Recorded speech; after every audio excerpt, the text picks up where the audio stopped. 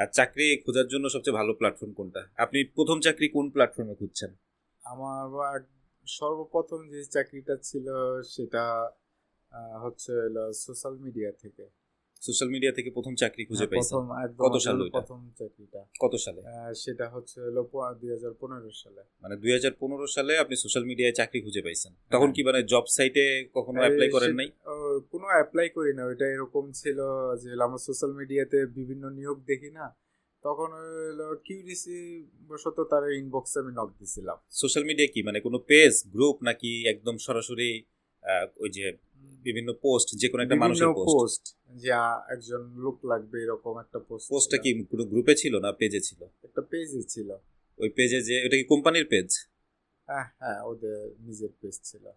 আচ্ছা, মানে সোশ্যাল মিডিয়ায় 2015 সাল থেকে চাকরি পাওয়া যায় এরকম আপনি পাইছেন? আমারটা তো ওইরকমই ছিল। এরপরে কোনো জব সাইটে আপনার অ্যাকাউন্ট খুলেন নাই? জব সাইট দিয়ে অ্যাপ্লাই করেন নাই অন্য কোথাও? হ্যাঁ, তারপরে তো হচ্ছিল বিএসএ তো অ্যাকাউন্ট খুলছি। ওটা কত ওইখানে সালে? তো এটা আপনার বিবিএ পাস করার আগেই খোলা হয়েছিল।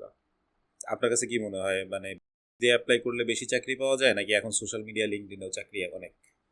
এখন আপনার চাকরির প্ল্যাটফর্মটা যেটা, এটা আপনি